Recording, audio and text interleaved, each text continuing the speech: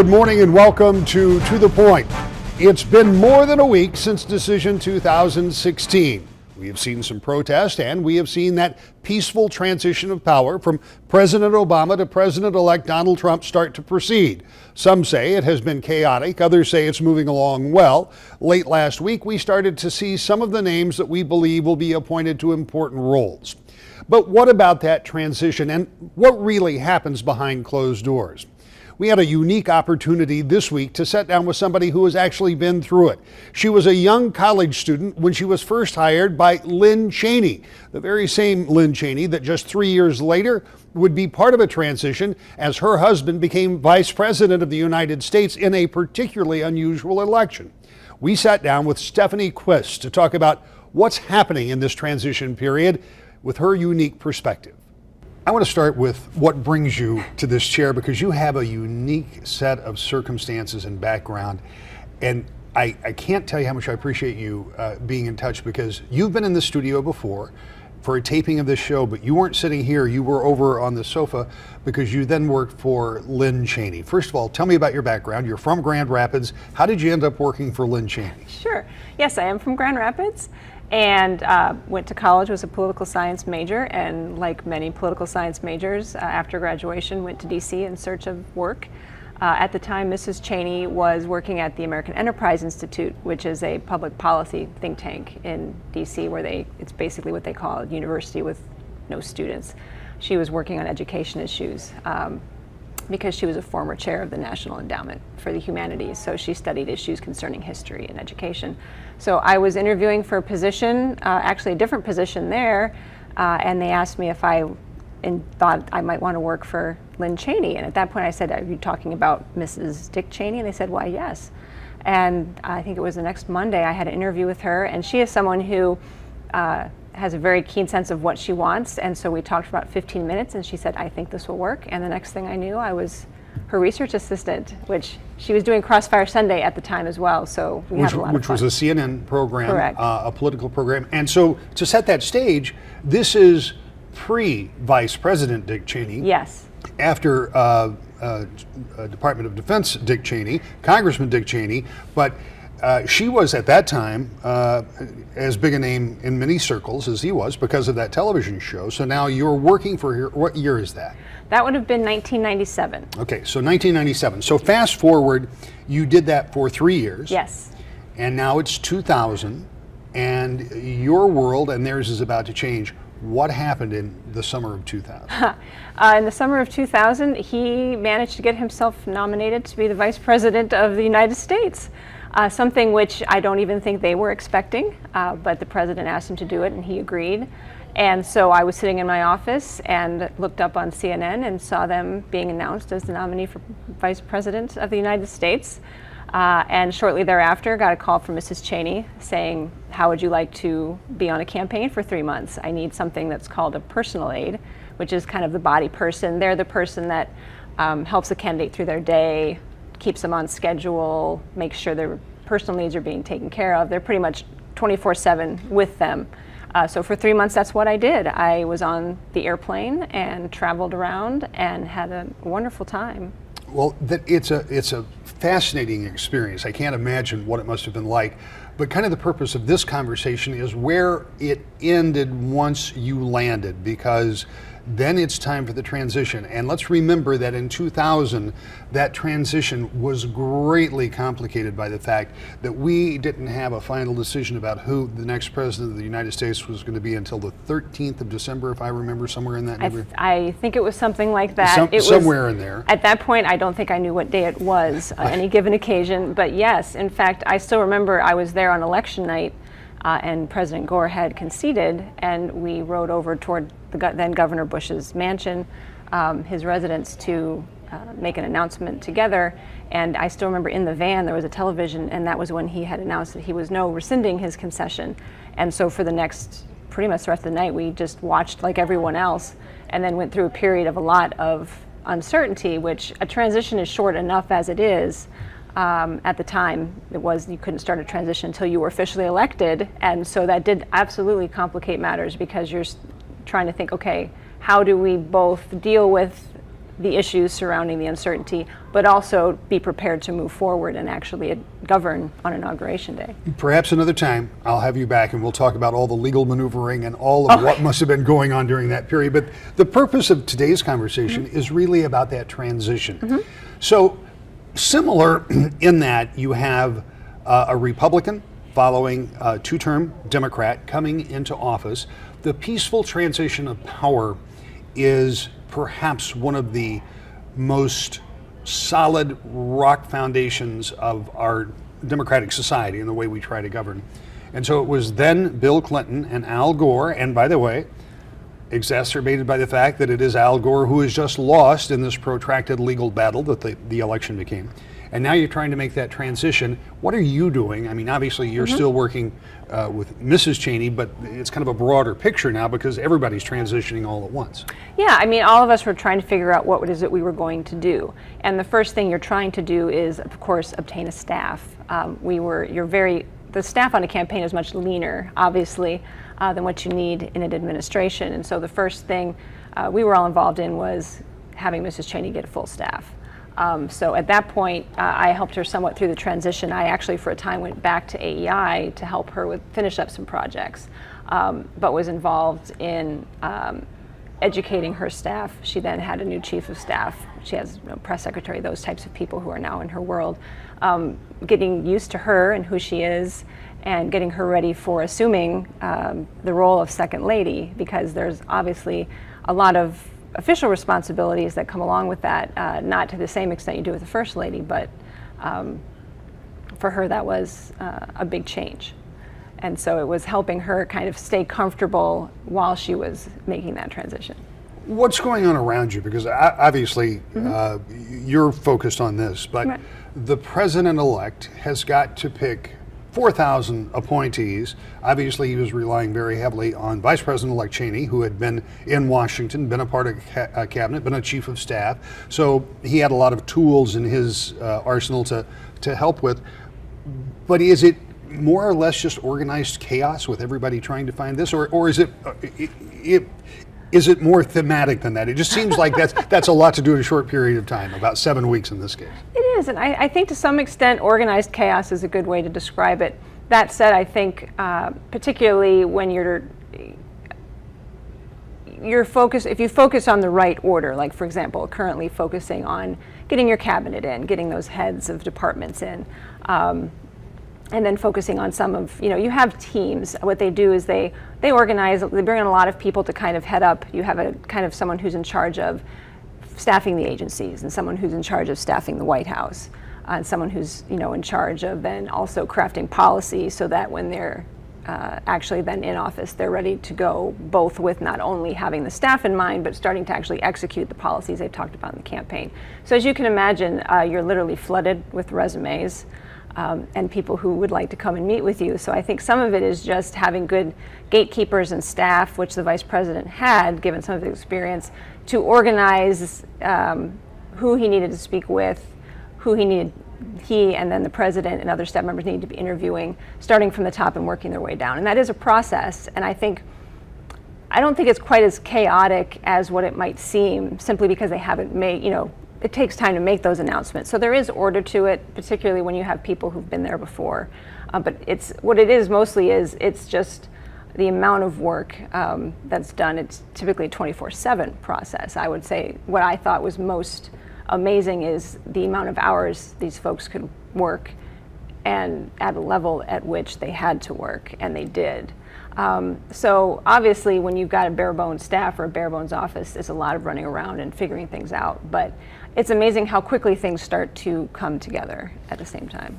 Of course, every transition is different. In the case of George W. Bush and Dick Cheney, they had some experience to fall back on. Different experiences than Donald Trump. We'll talk about that when we come back to The Point. Welcome back to The Point. The transition of power between President Obama and President-elect Donald Trump continues in Washington. Of course, it is not always the easiest to move from one big administration to a brand new administration, but it's done every 4 or 8 years, and it is usually done relatively successfully. That process is going on now, but we're talking to somebody who went through that process 16 years ago. We continue this morning with Stephanie Quist. So, given that case from 16 years ago, where you had the son of a former president, you had a former chief of staff for a president, a former cabinet member, you had quite a bit of familiarity with the system. Now you fast forward to today, where you have Governor Mike Pence, the vice president-elect, who has served on Capitol Hill, so he does have some Washington experience. And then you have Donald Trump, who has served in boardrooms and obviously knows something about organization. As they move through this process, what are they? I mean, we know that there's an office in Trump Tower, but the GAO also has an office set up for them in Washington. Right. And so, where are people physically working? Where were you? Because you're not at the White House. You're not at the old exec, I assume. Right. We started actually in an office in Virginia because we had to start the transition before we could officially start the transition, so to speak. We then moved in. Yes, you have the General Services Administration has office space. I think it's 16th and G, if I recall, that they provide with all of the equipment you need to do the transition. So then we worked out of there, and that's where you work until literally Inauguration Day, because you can't get in unless they let you, like any other visitor, until the day you transition to power. So part of the transition is obviously to the principles such as, President-elect Trump and Vice President-elect Pence themselves moving from where they've been located to DC. So Vice President Cheney at that time was living in Virginia, so it was easier. But even at that point, President Bush, then President-elect Bush, was doing some of his work from Texas, because they were trying to get ready to move, and then he would come to DC for meetings as well. But with the technology we have in place, the nice thing is you can do that. So I think over time you coalesce more in DC, but it's not unusual, I think, especially, like I said, with out-of-town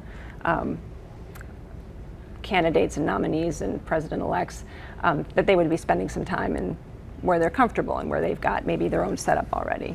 You mentioned this, and I think it's fascinating because I've actually seen some emails that have come into my inbox saying kind of these, I'm on every email list that you can imagine when it comes to politics, and they're like, would you like a job in the Trump administration? And then it gives an email where you can send a resume. How many thousands of resumes must they be getting right now? Many thousand. And you people, I don't know how they manage. It was amazing to me how many people find anyone's email address. There's many people obviously who would like to have a job in the administration and ask you how they can do that. So yes, I mean, there's literally thousands of resumes to fill these positions. You have people culling through those. I mean, you obviously are starting with a list of known quantities. That said, I do know that there were times where a resume would come in, perhaps unexpected, and there would be a great fit with a position that maybe they still hadn't filled. So you're definitely looking at the resumes. That's definitely a secondary process to perhaps known quantities or who you think. But 4,000 people, obviously, some of those you're going to be looking for folks that maybe you didn't think of in the first place. But yes, there's a website. I think at one point, if I recall, the website even crashed just due to the large number of people who, are interested in working in the White House. So you finally get to the process. It was a shortened process for the transition then. It's Inauguration Day, and you told me something fascinating about this because I'd never thought about this before. President Obama, First Lady Michelle Obama, will get in the vehicle. They will ride with President-elect Trump and his wife, and they will go down to the Capitol. They'll come out on the west front, and the ceremony will begin. What's going on back at 1600 Pennsylvania Avenue? This is something that to me has always been amazing. I don't know that everyone knows this, but there is a professional staff, an institutional staff at the White House and also at the Vice President's residence who serve from administration to administration. I mean, some 40 years who have been there, and they serve the institution, and they're wonderful people. And at the White House, what these folks do is at the time that, this time, yes, as you said, President Obama and Mrs. Obama leave the White House, everything will look as if it has for the last 8 years for them. I think it's about the 4 hours between the point where they leave and then President and Mrs. Trump return to the White House. They will pack up everything from the Obamas, move it out, including many of the things from the Oval Office, because each president, I don't know if you know, gets to choose their own rug for the Oval Office. Move that all out. Move in the Trumps, whatever the Trumps would like to have moved in, unpack it and have that ready. So by the time the Trumps get back, it will look to them as if they've always been there for the most part. And that's just, I think, a tremendous effort. And it just shows, I think, the expertise of some of this, the institutional staff that's there from year to year. The thing that it points out, and I think it is so fascinating, is what a big undertaking this is. It doesn't matter who is moving in and who is moving out. Walk me through those first few days after this. What was your role then going forward after the transition? After the transition, I eventually moved into the Vice President's domestic policy staff. So I think there were 4 of us, I can't recall. So he has a policy staff. Basically, the Vice President's staff mirrors the President's staff, and we're there to represent him and also help him as he advises the President. So I handled education issues as well as other issues for him, but given Mrs. Cheney's interest in education, that was my main focus. I then later moved on to become Mrs. Cheney's Chief of Staff. She has, which involves both running her staff and her life as the Second Lady, and also running the Vice President's residence, which is on the grounds of the Naval Observatory. So it's kind of a dichotomy of both policy and entertaining. So you have someone who's managing the residents and taking care of all their needs there. And I did that for, I think, several years. Before then, I think it was near the end of the administration where I decided that it was time to kind of move on to my next thing. When you talk about the Naval Observatory, when you talk about the Vice President's residence, which is a historically relatively new advent, I think Yes. It was Nelson Rockefeller may have been the first Vice President that was eligible, because Vice President Ford would have been, but he didn't stay Vice President long enough to get the place renovated to move in, is my recollection. At any rate, it's kind of over and where all the diplomatic row is, kind of in that general area. It is of in Washington, Massachusetts on Embassy Row, and I believe Vice President Mondale was the first to actually live there, because Vice President Rockefeller had a house that he preferred to the Naval Observatory. And at the time, it was after the assassination of President Kennedy where they realized we probably should have a place that is secure for the Vice President. Up until that time, the Vice President pretty much maintained whatever residence they desired.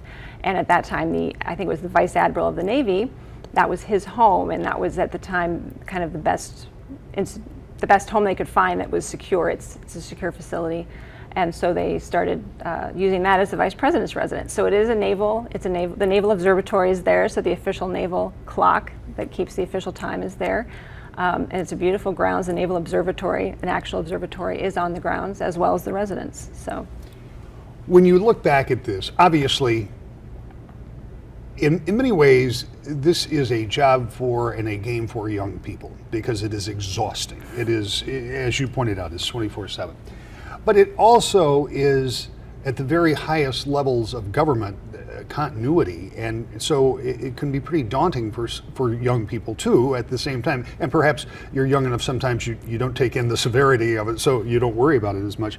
But when you think about what's going on right now in Washington, understanding it's a different circumstance, but it's the same process, what would your advice be for some of those young people that are being tasked for this for the first time as they move forward to what will be an orderly process ultimately, but it has to be pretty stressful for them right now? absolutely. And I think my advice, and I won't lie, I had days where you look at what you're doing and you're thinking, what in the world am I doing with this kind of responsibility? I don't even know anything yet. I mean, I've hardly lived long enough to really have that kind of experience.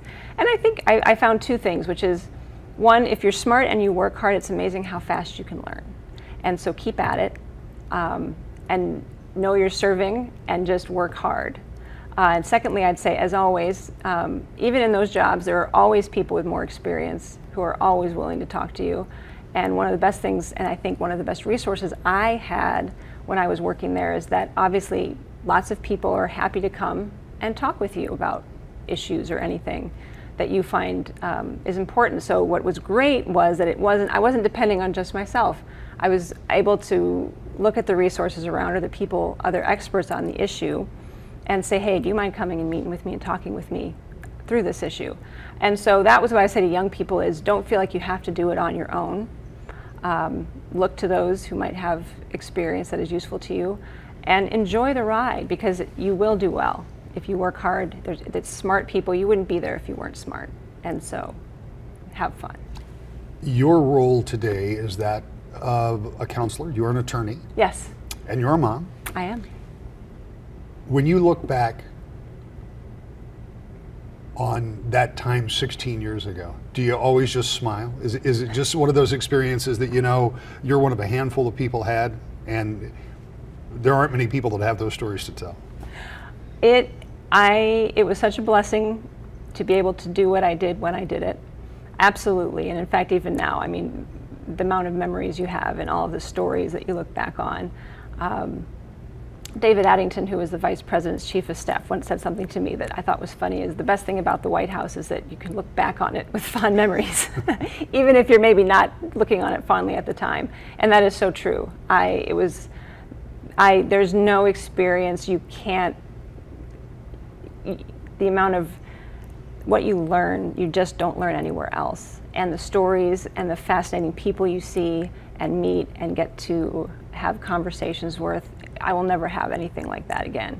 And I'm so glad I had that to start, because it's informed me through the rest of my life. It has up to this point, and I think it will all through the rest of my career.